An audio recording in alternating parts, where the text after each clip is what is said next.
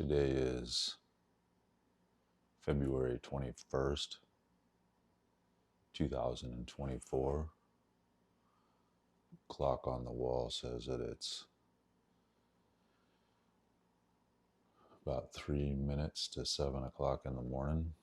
This is the Morning Muse. So this week, the team is conducting Mirth Mission 4. And I've been playing with a few vocabulary words this week. One of them being apogee.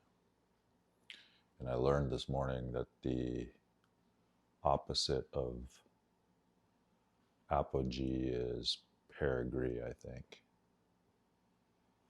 And I also realized that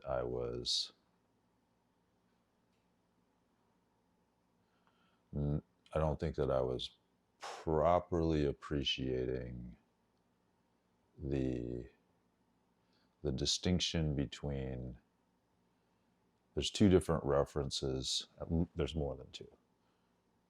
So before I go any further, when I spoke the word appreciation just now, that was a reminder, or I experienced that as a reminder. It reminded me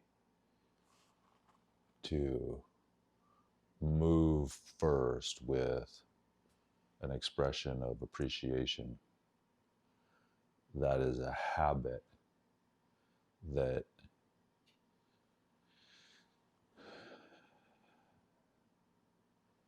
I am practicing. Not necessarily very good at it, but it's a practice, and it's a fundamental practice. So I feel grateful, and therefore I'm afforded the capacity to express appreciation for cartography,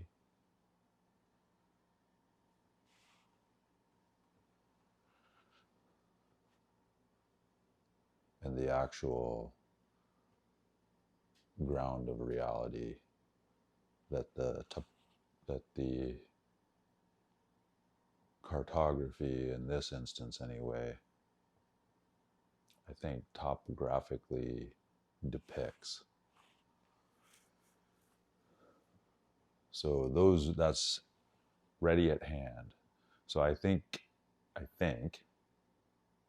which doesn't necessarily make it so, but I think that I generally enjoy a mostly unconscious attitude of appreciation for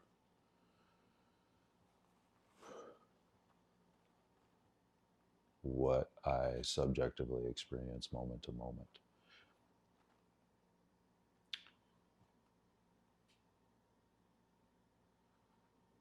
So that took a long time. That was 4 minutes or so of stumbling around to satisfactorily complete an expression of appreciation, an explicit expression of a sense of a subjective sense of appreciation. Okay, so that means that I've got about 5 minutes to work with in terms of temporal constraint. So there's the arbitrary temporal constraint of about 10 minutes, which is another practice that I've been practicing in these morning muses. And there was a thing that came up in the writing this morning having to do with swallows. So there's a bird a particular type of bird that I have been taught to refer to as swallows. And they're beautiful little creatures. As adults, they get to be about like that. Somewhere between maybe 4 and 6 inches tip to tail. And I was thinking about how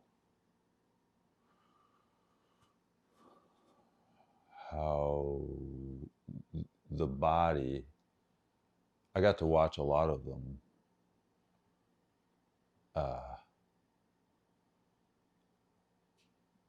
not exactly be born, but there were a lot of swallows' nests that were close by where I grew up, as in they would build they would build their nests on the house that I was raised in, and underneath the eaves out of the rain.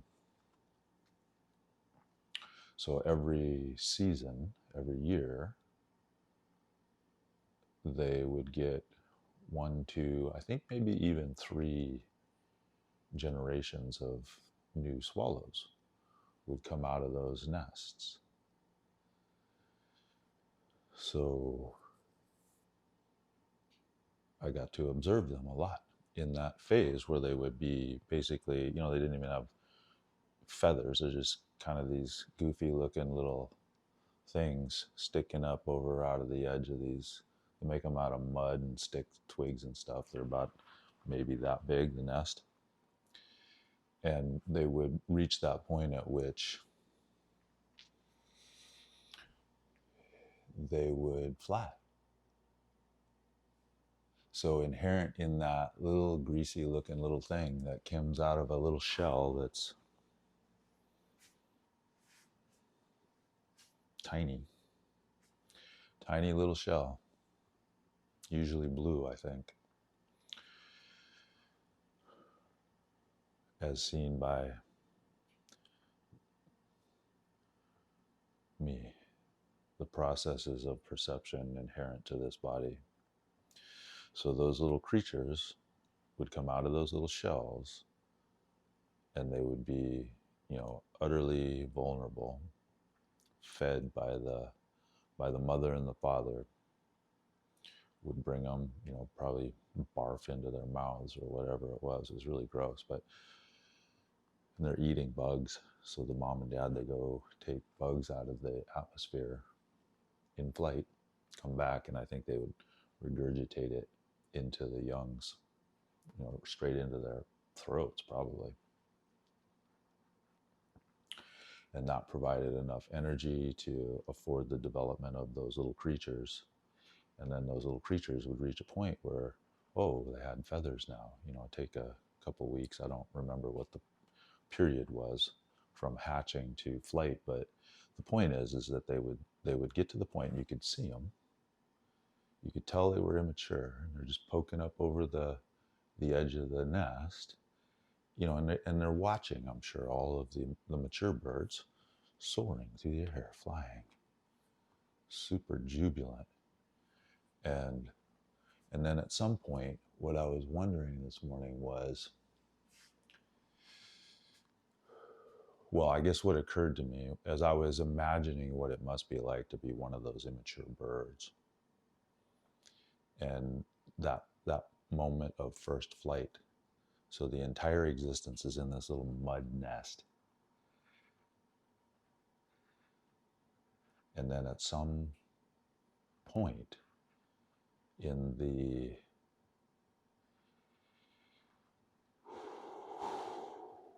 development of that creature,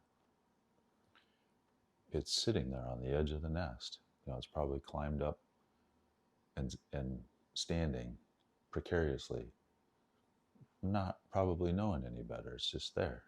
It's normal for it to be there. It's all it knows. And then what are the options for getting out of the nest? Well, one is there's a natural attraction. There's there's some of my kin over there, and I can see them soaring. You've never done that, so you don't know what that feels like, but there's a draw, there's a natural attraction to it. And then there's that I imagine that it's got to be utterly exhilarating, all of a sudden falling, and then expand, and the expansion naturally provides a lift, as there's these limbs that afford lift, afford flight. And then there's a soaring, And then there's the following, and there's the instinctual impulse to fly, and the apogee, the furthest distance from the earth. So they already start so far from the terrestrial, relative to their body size. They're in the eave of the house, so 2 stories off of the ground. That's what they're born into. And then they fall towards that earth in a plummet all of a sudden, and they fly, and then they really fly, and now all of a sudden they're way above where they started from. Furthest point from the earth, I think, is the apogee. So that was option one. I'm at 11 minutes, so I've broken the temporal constraint once again, and I'm going to keep going because I want to cover the two. I think that there were two other options for first flight. So the other option, one of the other options is there's an inadvertent nudge. So it's kind of crowded in there. If it's a good brood, as in high volume brood, 3, 4, 5, 6 little chicks in there in that little mud nest, there's probably a pretty high likelihood that one of your brothers or sisters inadvertently, just shuffling around in there, knocks your ass out of the nest. Bump. Oh. So then it isn't the attraction thing. It's like, oh, I'm falling now. All of a sudden, don't really know. I was just there with my brothers and sisters, and now I'm like in a really different place. And then the third thing that occurred to me was the not inadvertent nudge. There's an intent in the other creature, be it a sibling or be it a parent, where it's like, okay, probably if it's a sibling, there's some kind of competitive thing going on. It's like, you are taking up too much space in here, and I need you to get out of my way, and I'm just going to shove your ass out. Or maybe a more benevolent shove by the parent that says, okay, you're the last one, something like that. Or maybe not. Maybe you're the first one. It's like, I'm pretty sure you're going to live if I push your ass out of here. And they don't have hands, but so beak, I don't know. It's like, it's just sitting there. I could imagine that sitting there. I see that the child sitting before me on the edge of the nest. You can fly, kid. And there's the bump from behind, and the immature creature is all of a sudden accelerated into a phase of maturation. Flies. Anyway, that is what has been on my mind this morning. As always, I deeply appreciate your careful attention.